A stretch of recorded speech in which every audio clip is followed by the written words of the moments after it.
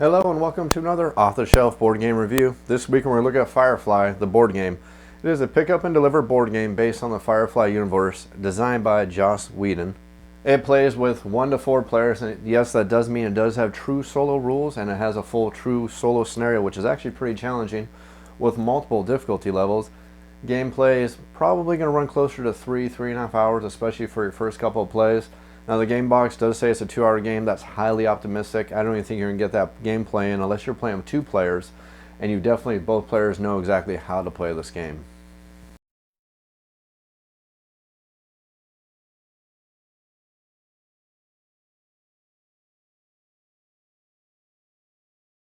At its heart, Firefly the board game is your pretty standard pick up and deliver kind of game. The nice cool thing that it does use that's not too standard for a lot of pick up and deliver games is the fact that it does use cards for movement versus dice or a lot of movement. And if you want to get a full explanation of how the game plays, you actually want to see some sample gameplay, make sure you check out my other video. It's an off-the-shelf board game tutorial video for the Firefly board game where I'll go over the basics of the game. Now unfortunately I don't go into a lot of great detail because this is one of those games that has a lot of minute details and little special case rules, such as your team captain or your spaceship captain can take a death for the team but it doesn't really kill him, and there's a lot of small details like that in the rules I didn't want to go over and bore you to death with. I basically give you a really good overview of how the game plays, and I show you a sample gameplay so you get an idea of just how Firefly plays. Now right off the bat, Firefly the board game retails for $50, and I'm just going to come right out and say for $50 you're getting a fantastic amount of value for your dollar.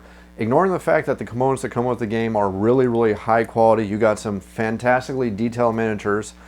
They are miniatures that are different for the Fireflies, different miniature for the Alliance Cruiser, different miniature for the Reaver. All these different ships have their own miniature that comes with the game, and they look fantastic on the board. The cardboard for the game is fantastic.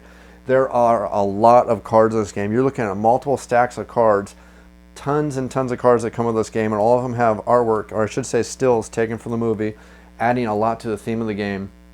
So just right off the bat, I just have to tell you $50 for what you get in the box is a fantastic value. Now let's take a moment to look at those components themselves. Now the game comes with 6 miniatures, and these miniatures are really very well detailed, especially for what you're paying for the game. Game comes with 6 of them. You get 1 for the Reaver, which matches and looks like a Reaver. It looks like a spaceship that's fallen apart. And the Fireflies capture the image and the design of the Fireflies from the movie very well. Now these aren't extremely highly detailed miniatures like you get from a Games Workshop, but they're definitely on par with some of the bigger game companies like Fantasy Flight Games or other games like that. And these miniatures look fantastic. They look great on the board, and they're just awesome to see. And in this day and age where you see cubes becoming the dominant form of things to move around the board, or small cardboard chits or something like that, it's really nice to still see companies giving you miniatures that look really awesome and they look really cool on the game board. The game also comes with a lot of cardboard. You have cardboard for the Serenity ships, and this is thick, hardy, very durable cardboard, very sturdy. This isn't cheap little printout cardstock that you get with a lot of games, and I'm not going to mention any game companies, but you know exactly what I'm talking about here. Where your player board is usually a thin piece of paper almost, this is not what you're getting here. Very thick, fantastic cardboard. The cardboard for the player age is thick cardboard. The cargo tokens, these are all very thick cardboard. Very fantastic quality. They did an awesome job with the cardboard components that come with this game. There is no way you can complain justly about the cardboard components that come with this game. They did a great job. Fantastic components with the cardboard. Definitely getting your money's worth here. Next up we have the cards that come with the game, and the cardstock used for these cards is very thick. You can fan through these cards and you see that they're very thick quality. Not only that, they look really awesome. There are still images for the cards taken directly from the show, adding to the theme. You're going to look at these, and if you've ever seen the show Firefly or watched the movie Serenity, these are definitely going to pull you into the theme of the game. Not only that, they give you way more cards than you're ever going to use in this game, which is awesome. It's also going to make the game much more replayable. You get more contracts than you can ever use from each one of your contacts in this game, and it's going to change up the game every time you play it. It's going to make it much more random because the way these contracts come up is random, so you don't know exactly what's going to come up each time, and it really is awesome. I got to give them credit. They could have went a little chintzy here, maybe had like about 15 missions per contract or something like that, but they definitely went way more than that, and you definitely get way more than 15 contracts per contact. The game itself comes with 125 different missions from your contacts, so Considering a 4-player game, and your average player game is probably going to have each person maybe doing 10 contracts, maybe 15 tops, you're going to see that there's no way you're going to go through all these contracts in 1, 2, or even maybe even 3 playthroughs of the game. The same goes for the planets where you're going to be doing all your purchasing from. Now, there are a lot of cards that come for the various planets, and they're very thematic. Their locations taken directly from the TV show. There's 5 different planets, and they all have their own theme, and again, that fits in really well with the TV show. And also, all these cards are again going to have still images from the movie. Definitely really cool. Lots of cool stuff from there. Really adds to the theme, and I just can't say enough. Really good quality card stock on the cards, and you're getting a lot of cards. You're getting contact cards, location cards, movement cards, misbehave cards, tons and tons of cards there. Really great job. Now finally we come to probably one of the coolest things I've seen in a board game, and I know it sounds strange saying that because I hate paper money in a game. You show me a Monopoly game, I want to roll my eyes, very obviously, and just so you know how much I don't like paper money. But in this game, the paper money is really awesome, and believe it or not, it's very thick. That's almost thickness of some companies that try to claim that they have card stock for their cards, and that's the paper money for this game. All the paper money is very thematic. It's taken art directly from the movie, very much matches the theme, and all full color, double-sided, and this money looks really freaking awesome on the game board. The game also comes with 6 different scenario cards that you can play through. Each one of these scenarios is going to play ever so slightly differently, and actually I shouldn't say slightly, some of them actually play quite a bit differently. They vary in playtime, they vary in difficulty, and additionally, if you don't like the fact that these scenarios, and I'm going to pre-phrase it right here by saying these scenarios are long. I don't think you're going to get, well, I like playing this game with 3 or 4 players best, but I don't want to get ahead of myself here. I've only played it a few times with 2 players, and I've had my best fun with more player count. So with higher player counts, my experience has been this game takes 2.5, 3 hours easily, especially if you get a group of players who really get into the theme and don't really care about winning right off the bat, and just really want to just play in the Serenity universe. You can easily go up to 4 hours. Luckily, there is a downloadable scenario that you can get directly from Gale Force 9's website.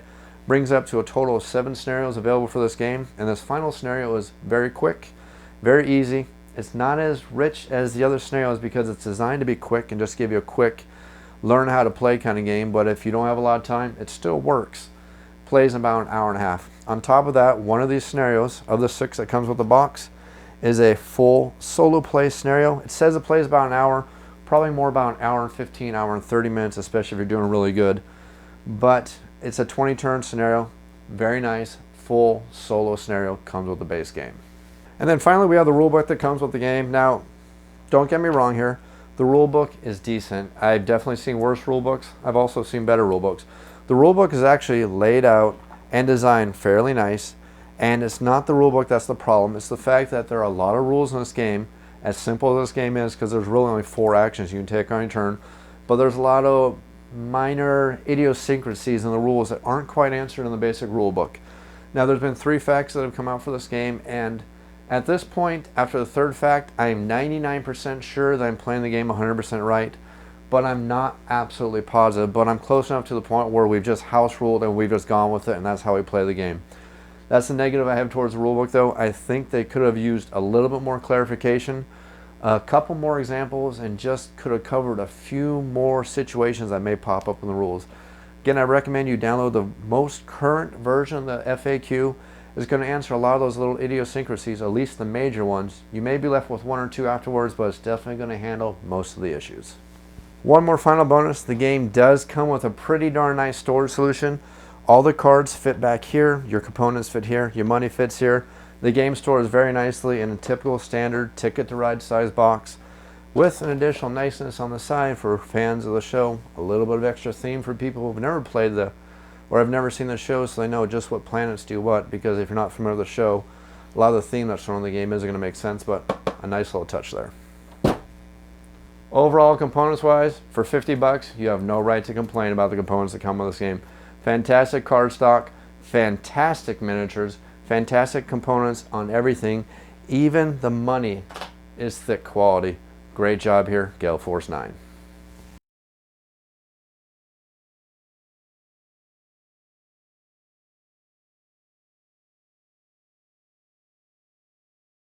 Every time I do a review for a board game, it's very important for me to take a few moments to discuss the personal my personal opinions on the minimum age requirement for each board game. Now, each board game usually has a little sign on the side of it with the suggested minimum age for the board game. And sometimes they're accurate, and sometimes I don't think they're 100% accurate. So I'm going to take a few moments to discuss it, bring up some of the points that I think may warrant a higher or lower age, so it'll help you make a good buying decision. Now, we might as well just start with the most obvious thing here. Firefly is based on Joss Whedon's Firefly universe, which is basically the Wild West in space. And we're not talking about Jim West's Wild Wild West.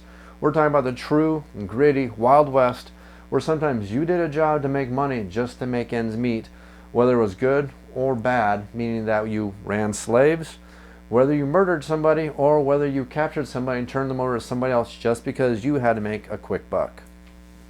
So the theme in this game is definitely a little bit of a darker one, especially just looking at Niska, which is one of your contacts. If you fail to work a job for him and you get a warrant for your arrest, he kills your crew. And now that's downright more of a mature theme, definitely, however you look at it. The card definitely says that you kill a crew member. There's no way to sugarcoat that, so it's definitely what I would say is more mature subject matter for a board game. Now, the gameplay itself is not very difficult. There's only 4 potential moves you can do on your turn, and it's basically you can fly, you can buy, you can hire some, or you can look for a job from your contacts, or you can work a job. Now, that doesn't make too difficult of a game gameplay-wise, but you definitely have a very mature theme in this game. Not only that, the game does take a long time to play. Coupling these two factors in, the mature theme and the longer gameplay, I'm definitely going to say that this is one game that's more for a mature crowd. Now, 13 may be a little bit too high. You can definitely play this game easily with a 10-year-old or an 11-year-old, but I definitely would not suggest going too much lower than that. And again, it's not because of the difficulty of the game. It's not a very difficult game to play, especially once you learn the rules. It's just the theme and the long gameplay makes me think this is not a very good game for the 10 and under crowd. Let's not fail to mention the Reavers, which are some sick, psychotic people who want nothing more than to capture a ship, rape the people aboard your ship, murder them, and then use their skin to make a new wardrobe. Like I said, adult theme. Now, Firefly the game does list as a game for 1 to 4 players, and they claim 2 hours on the side of the box.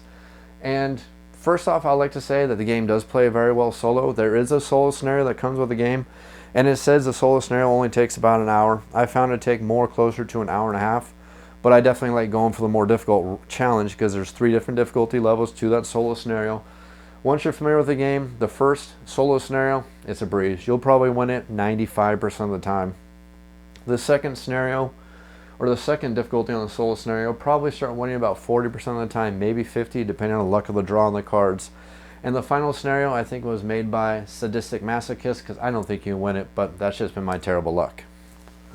But as hard as it is, I still like to keep trying because it is one heck of a challenge. You basically have to get through 20 cards in 20 turns, which is a lot easier to say than to actually do. Now we come to the multiplayer aspects of Firefly the game, which is your 2, 3, and 4 player games. Now at this point, player count basically becomes a double-edged sword. Less players equals less downtime, but you definitely get a lot less interaction, especially if you're in different parts of space. I can almost pretty much say if you're looking for a fast-playing game with a lot of interaction, you might as well stop watching this video right now because this is not the game you're looking for. You can either have less players, less interaction, less playtime, more players, more interaction, more playtime, and you really don't get an in-between there. So how I would suggest this as a player count is going to be based on your player group. If you don't mind a long playing group or a long playing game and you want a lot of player interaction, 4 players is really good with this game. If you want a quick playing game and you really don't want a lot of player interaction, you love the pick up and deliver theme, especially with the Firefly universe, 2 players, this game is really, really good. You can't have it both ways in this game. And here's what I mean by that. Your main player interaction in this game is going to be with the Reaver ship and with the Alliance ship. Now these 2 ships are only going to move based on cards drawn here. Okay, I drew a card here. That's going to allow the Alliance cruiser to move once. Well, it's only going to move one space, so it's really not going to stop any of those other Fireflies, especially if they're in outer space. Now I guess that's a terrible example because I would need somebody at least in Alliance space to force this card to flip. But still, most likely, as long as this person is alone in Alliance space, the chances of this ship ever causing this player problems is literally 1 in 40 because there's only one real card in that deck that can really screw up this player. The rest of them can kind of cause difficulty. Most of them aren't going to do it though. And the same thing goes for border space. If you only have one ship out in border space for any reason because everybody else is in the inner space, there's basically only one person who's going to be making that border cards flip, which are going to make the Reaver move. Now there's only one card in there that's really going to cause this person a lot of problems, and that would be this card right here. It's one card out of 40. Now if this player just happens to get it, they basically just screwed themselves over unless they have a pilot, a mechanic, and fuel to burn. If they don't have all three of those things, they're basically going to lose passengers, they're going to lose fugitives, they're possibly going to lose some of their crew, or on a really terrible roll, lots of crew, and that can really screw a play over. But there's no really strong way to influence and screw over the other players in this game, and that's what I mean by not as much player interaction. Matter of fact, there's only one real way to cause a lot of player interaction in this game, and again, that's going to require the luck of the draw in these two decks of cards. Now, it is possible to be a jerk to other players in this game, but it has to require a lot of paying attention to what the other players are doing. And what I mean by that is if you see that green is getting really close to completing a goal or something like that, it's almost advantageous to move your ship out into border space and intentionally move around in wide arcs, going from places that are at least going to help you a little bit in an effort to start getting these cards to flip. And basically what you're hoping for is you're going to get the card that's going to allow you to move the Reaver to any space on the board you want. Unfortunately, there aren't a lot of cards that do that, but that's the card you're looking for. So if you know that green is trying to get to this planet right here to complete a goal of some kind, you want to look for that card and then park that Reaver right there, and you have pretty much just blocked this player off from ever attaching or completing that mission right there until either the Reaver moves again, or if they're willing to risk losing their passengers, their fugitives, and possibly crew members, that's the only thing they're going to be able to do. And that's pretty much the limit to the player interaction of the Firefly game.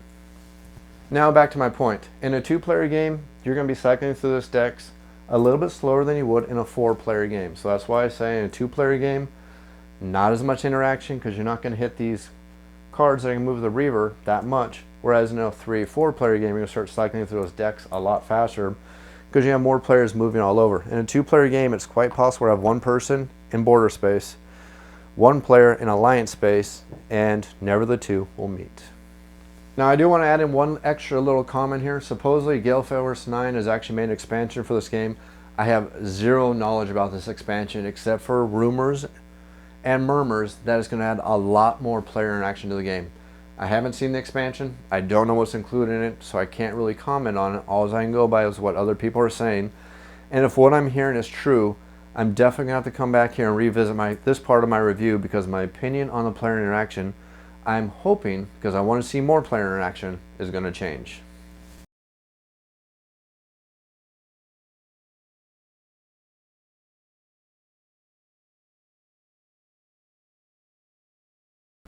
Bottom line for Firefly the board game, the theme is just absolutely fantastic. The theme rocks here. They did a great job of making you feel like you are playing out in the Firefly universe, flying a Firefly class ship throughout one of Joss Whedon's stories. Not only that, there are so many minute details put in the game that are just thrown in there to be pretty much a love letter to fans of the show. Whether you consider the aspect of Saffron, Bridget, and Yolanda being in the game. And the cool thing about the card is if you draw this version of the card, these two are going to be removed, or if you get this version, these two are going to be removed. And if you've ever seen the show, that makes a heck of a lot of sense exactly why that happens. Really cool, thematic. Also, if you want to have the Firefly crew from the TV show, you can. Malcolm you can have as a captain. You can get Kaylee in there. You get Jane. You go ahead and get Shepard in there. You get Zoe in there. You get Simon and his sister River. Heck, you can even get Wash. And if you have the right upgrade, you have the complete crew from the Serenity, and you can play the game as that crew and have a heck of a lot of fun. Again, the theme is just dripping in this game. And let's not even forget the really coolness about the money that comes with the game. Yeah, I'm like everybody else. I don't like paper money. I'd rather have anything but paper money. But the paper money in this game, it's cool. It's thick. It's good quality. The artwork on it is just absolutely fantastic. And you know what? I thought I'd never say this before, but I like the paper money in this game. And I even like the fact that you use cards for movement in this game instead of dice. Now, another good example of a pick up and delivery game is Merchants of Venus, which is a game that uses dice for movement. Now this game is really cool because unlike dice, which can totally make you the victim of Lady Luck, where you're just throwing terrible dice rolls all the time, at least in this game, the luck is mitigated by the fact that you can, I hate to say it, you can count the cards. And also, there's kind of pretty much a guarantee is if you're watching the deck and you see a couple bad cards go by, you have a pretty good shot of knowing that you should get at least a couple good cards in order, hopefully, if you've been paying attention. And if you really pay close attention, you know when it's good to fly through Alliance space and when it's safe to go through Reaver space, because you've been watching which bad cards everybody else has been picking up. If you see a long streak of somebody picking up a lot of keep flying cards, you probably want to avoid that sector of space until somebody else gets the bad card, and vice versa. Really cool, nice additional mechanic, kind of semi-reduces the randomness of dice, but still keeps a little bit of random element in there, adding to the fun of the game. The game also comes with multiple scenarios, and again, if you download the one from the internet, that's a total of 7 scenarios. 6 basic ones that come with the basic game, one of them is a solo, 5 others that play very differently, all extremely thematic. I mean, you can read the thematic text on these. These are basically almost lifted from something you'd expect to see on a Joss Whedon Firefly TV show. Just looking at these scenarios you get, you're basically looking at things that could have been an episode of the TV show. The King of all Londinium trying to become the richest player. That fits the theme of the TV show. Then there's Niska's Holiday, where you're trying to prove to Niska that you're the better man for the job than his nephew and try and make his nephew look like an idiot. Again, fits the theme. All these goals of these scenarios is really cool. Again, really pulls you into the theme of the Firefly universe. Now I can harp on forever about how the game gets the theme right. The ships, the players, the crew, the contacts, everything is just done from the Firefly universe. Let's not even ignore the fact that the game is actually pretty simple to teach, pretty simple to play, but yet offers a lot of good depth to the game. It's pretty simple. You have 4 actions per turn. 4 possible actions. Of those, you can only take 2. It does take some future planning. You definitely have to think about what you're going to do. You don't want to be lost in the center of space doing absolutely nothing, because you can't take 2 fly actions. And if you're not plotting your moves pretty darn well, you can be pretty much just waste half of a turn because all you're going to do is fly. So I like that aspect. There is a little bit of strategy to the game. And personally, I've noticed that when I teach this game to new players, I've noticed that me as an experienced player, I've never lost this game when I played versus new players. So that definitely tells me that there's definitely skill to this game, but there's still a lot of luck to this game. And now we get to the negatives. Now the biggest negative that can come with the game is that there is a lot of randomness, which means there can be a lot of luck in this game.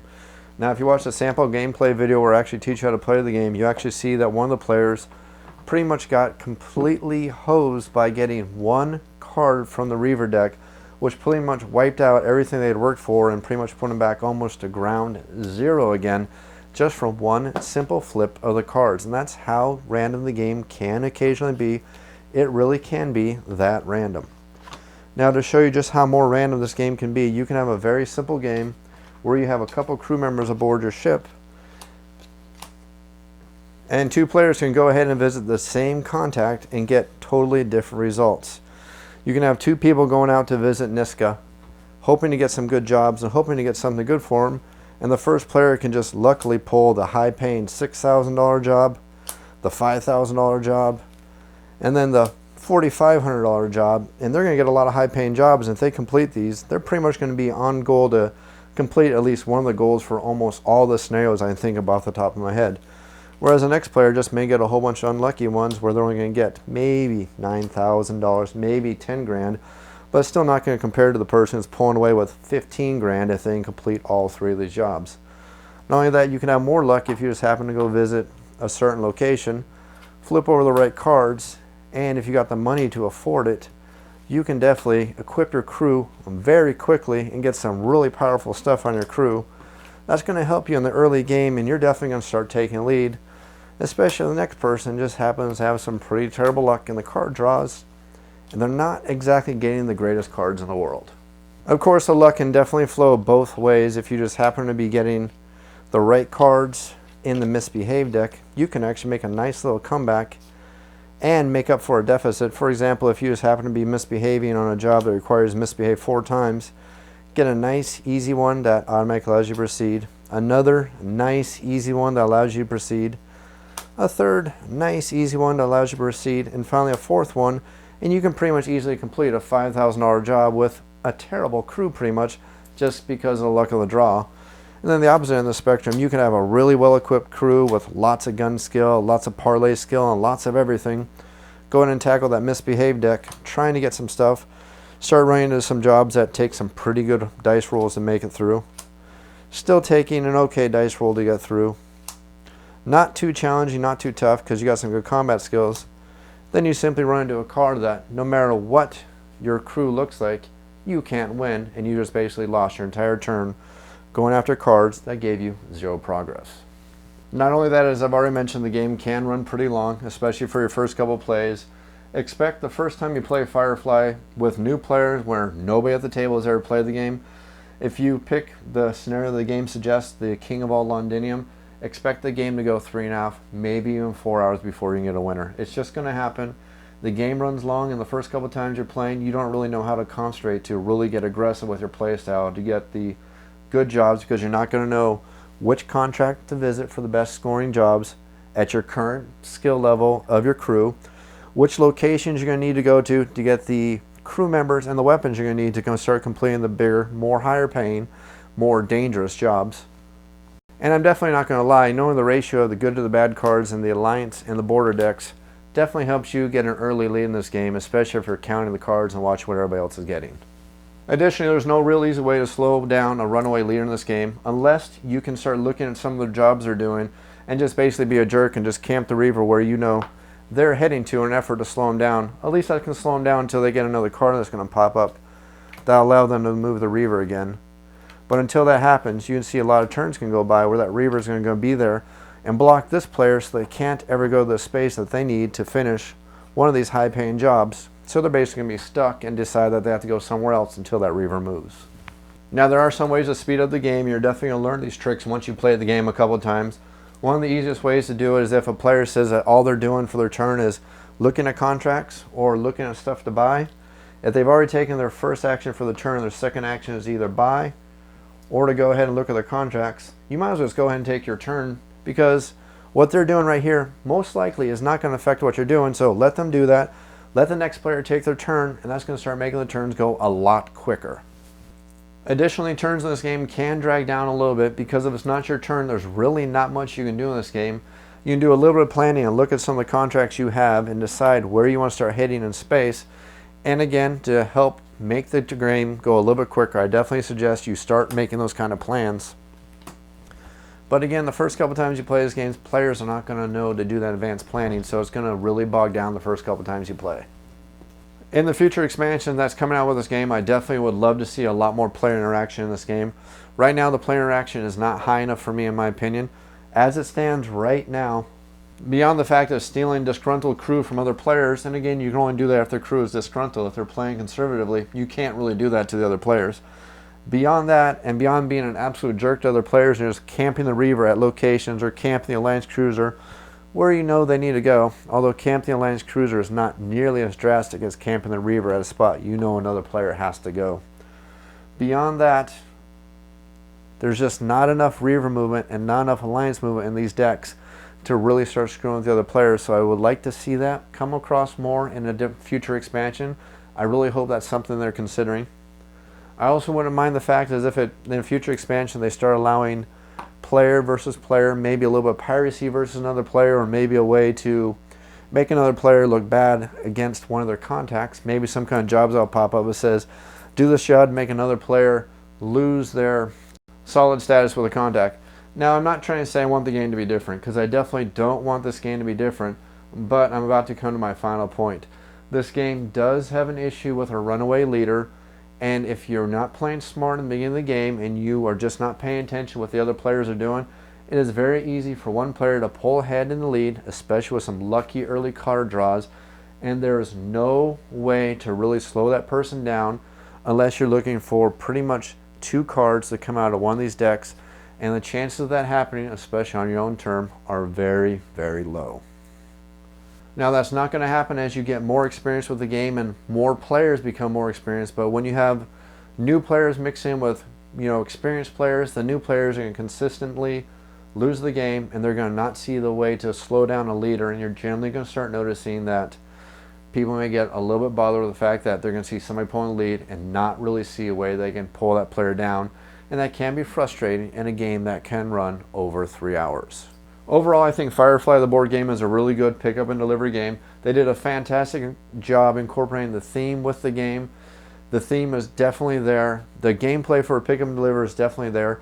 The balance is pretty darn good, although I still think that some of the missions could use a little bit of tweak on the payment, especially the contraband missions, because contraband is very hard to get back in this game if you're forced to lose it somehow. So I think the risk on those contraband missions, might want to be adjusted a little bit, but overall the balance of the game is very good. Firefly, in my opinion, is a really good pick up and deliver game done in the Firefly universe. If you like the theme, if you like pick up and deliver, you're really going to like this game. If you don't like long playing games and you don't like limited play interaction games, this is definitely going to be a try before you buy kind of game. This has been another off-the-shelf board game review looking at Firefly the board game by Gale Force 9. Thanks for watching.